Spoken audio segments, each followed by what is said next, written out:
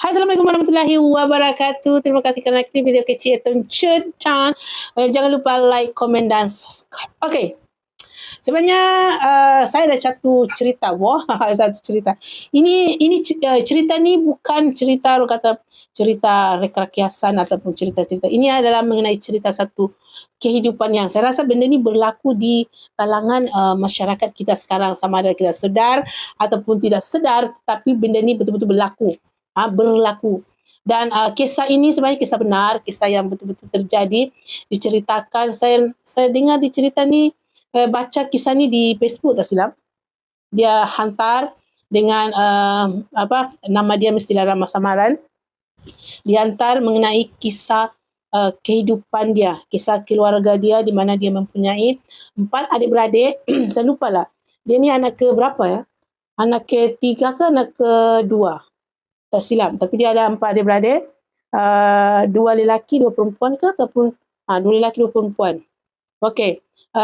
Dipendekkan cerita lah. Keempat-empat ni ada seorang anak dia yang macam kurang bernasib baik. Dia macam masa-masa kecil dia malas nak belajar. Malas nak belajar ni, macam tu dia kurang. Dan yang 3 ni, kakak, abang dengan adik dia tu semua berjaya. Semua berjaya dan dia keluar daripada kampung, dia tak duduk di kampung.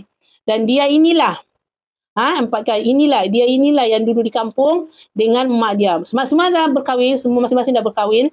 Dan yang ketiga-tiga ni semuanya berjaya, dia keluar daripada kampung dan dia hanya mengirimkan mak dia duit setiap bulan lah. Kan, setiap bulan dikirimkan duit. Dan yang anak ketiga inilah yang duduk di rumah menjaga mak. Okey. Dalam apa yang membuatkan dia rasa terkilan, rasa sedih, sebab dia seolah-olah tidak dihargai. Tidak macam orang kata direndah-rendahkan sebab dia hanyalah seorang anak yang tukang kayu, macam meripir-ripir rumah, pai-pai macam itulah. Itu kerja dia. Walaupun sebenarnya setiap kali pergi ke rumah, dia tak tinggallah satu rumah tapi dekat. So, dia bolehlah. Dia memang menjagalah. Selalu dikatakan, apalah kau ni macam ni, itulah kau tak mau belajar dulu. Tengok hidup kau macam mana, melarat, merempat. Tengok abang kau, kerja okey, gaji okey, semua itu adalah satu perbandingan, dibanding-bandingkan lah macam tu. Lepas tu, tengok abang kau, dia belikan aku apa. Tengok abang kau, kakak kau, dia kirimkan aku duit sekian-sekian. Adik kau dia bagi aku duit sekian-sekian. Dia sebenarnya sakit hati tau, sakit sedih mendengar perkataan tu. Tapi namanya mak kan, kalau dia sakit ke ataupun apa, dia tetap dia juga akan yang menghantar pergi klinik, apa-apa semua keperluan semua dia. Rumah dia rosak-rosak, semua dia repair. Dan kalau dikira macam kalau orang lain yang buat tu semua dah memakan duit ribu-ribu juga kan. Tapi disebabkan dia pandai, so sebagai seorang anak dia buatlah. Tapi itu semua tidak mendapatkan macam mak dia tu itu semua tiada apa-apa. Okey, makcik, siapa yang macam ni perangai ni, dengar sini. Dengar sini yang perangai macam ni, suka membanding-bandingkan anak dia. Anak aku ni macam ni, anak aku macam ni. Dia ni gaji 1,000 je. So, dia macam buat tak nampak. Ini gaji dia 10,000, 5,000, itulah dia nampak. Makcik. Siapa yang perangai macam ni? Kau kena ingat Asbab anak kau yang tak berjaya itu, kau ada anak di kampung tau. Kalau dia pun berjaya, kau seorang-seorang di kampung. Kau sakit ke, apa ke, siapa jaga kau? Makcik? Siapa jaga? Ada orang jaga. Duit anak kau yang kau bangga-banggakan tu, yang berkepuk-kepuk tu, dia tak boleh tahu. Duit tu tak boleh berjalan menjaga kau. Kecuali lah diupah pembantu ke ataupun itu boleh lah. Tapi kalau setakat nak kirimkan kau duit, lepas tu kau dah megah. Tengok, abang kau kirim duit sekian-sekian. Tengok, kakak kau berikan aku apa. Kau apa? Itulah, disuruh belajar tak mau. Makcik, anak tu, sebab dia macam tu, disebabkan dia tak ada kurang bernasib baik, dia ada di kampung. Dan itu adalah satu rezeki makcik, sebab dia ada untuk menjaga makcik tau.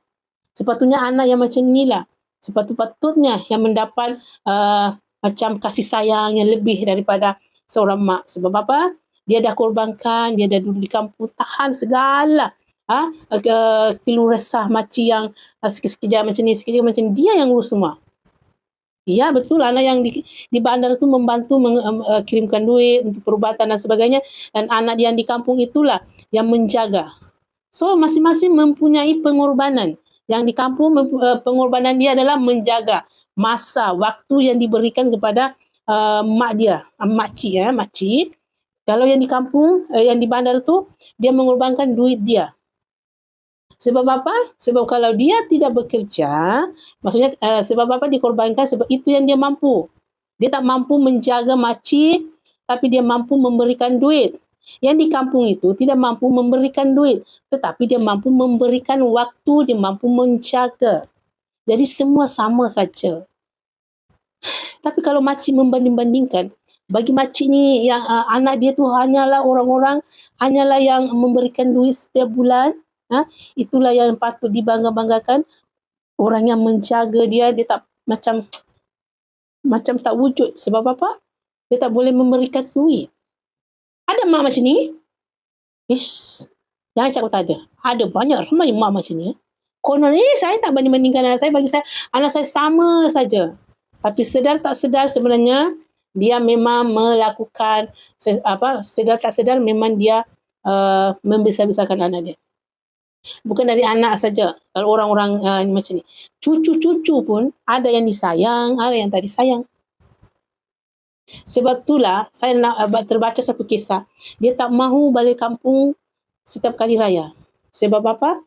Dia macam tak sama dengan adik-beradik yang lain. Yang adik-beradik lain dia semua mewah-mewah. Dan bila hari raya tu, mulalah semua dibanding-bandingkan, baju anak semua macam-macam. Susah juga kalau hidup dalam situasi yang sedemikian. Tapi bila ditanya mesti kata, tak adalah, mana ada membanding-bandingkan. Sama lah dengan anak yang ketiga ni. Dia sebenarnya sedih tau. Sedih dalam yang dia cakap tu dia. Masa saya baca, mula-mula saya baca tu kan saya menangis tau. Ya Allah, ada sejenis mak yang macam ni. Yang membanding-bandingkan anak dia macam mana perasaan anak dia. Bila dia kata, abang kau beri aku macam ni. Dan dia pun mungkin dia mau memberi, tapi tak mampu kan. Mungkin dia pun nak memberikan sesuatu kepada mak dia, tapi dia tak mampu. Apa yang dia mampu berikan adalah perhatian dia. Dia jaga mak dia, dia hantar pergi mana, apa yang mak dia perlukan dia tolong. Rasa suka. Dan ini pun bukan orang kata dalam drama, tapi dunia realiti benda ni wujud. Kalau yang sudah dewasa tu mungkin kita tak sedih sangat lah. Tapi kalau yang masih yang masih duduk dalam satu bumbung dengan adik-beradik yang lain, masih kecil-kecil, daripada masa kecil-kecil sudah dibanding-bandingkan, itu sangat-sangat membuatkan emosi anak tu tak sihat. Kalau dah berkeluarga, dia ada pilihan. Tak payahlah aku nak balik, sebab kalau saya balik nanti saya dibuat macam ni. Dia ada pilihan. Tapi kalau yang masih duduk dalam satu, macam daripada kecil kita boleh nampak kadang-kadang dibanding-bandingkan. Ini, anak ini, saya nampak, yang saya cerita ni daripada kecil saya nampak. Anak ni, dia macam semua macam benda semua disuruh. Sikit disuruh dia buat. Walau abang dia tak suruh, dia tak buat macam tu. Tapi takdir berkehendak lain, takdir berkata lain. Bila bapa keluarga dia slow-slow jatuh, macam jatuh, bukan mufis terus macam bankrupt lah sikit. Anak yang masa kecil inilah yang selalu disuruh, dia macam disuruh dewasa sebelum usianya. Dia belajar, lepas tu dia berjaya. Dia berjaya daripada abang dia yang macam, dia kan yang dipuji-puji tu adalah abang pertama. Bukan anak sulung, tapi anak lelaki pertama. Dua anak perempuan. Lepas tu baru dia, abang dia, baru dia. Dia inilah yang diperlakukan. Ya Allah. Masa saya nampak masa kecil kan dibuat macam tu. Sekarang kenapa dibuat anak dia macam ni? Tapi bila dia besar, dia yang menyenangkan mak dia tau. Dia yang berjaya, dan dia juga menolong adik-beradik dia yang macam dia mahu semua adik-beradik dia senang. Itu yang dibanding-bandingkan masa kecil tu lagi kasihan. Nasib baik dia tak, bukan jenis yang berdendam. Kalau dia jenis yang berdendam, ambil kau. Allahu Akbar. So itu sajalah. Banyak lagi yang saya baca kisah-kisah macam-macam. Nanti kalau saya ada masa, saya buat lagi satu. Macam-macam ada, macam-macam kehidupan, macam-macam perangai mak mertua, kakak ipar, suami, adik ipar, macam-macam. Sepupu sepapat, makcik pakcik, ya Allah. Cucu membandingkan, nenek membandingkan cucu-cucu, macam-macam. Semua. So itu sajalah. Assalamualaikum warahmatullahi wabarakatuh.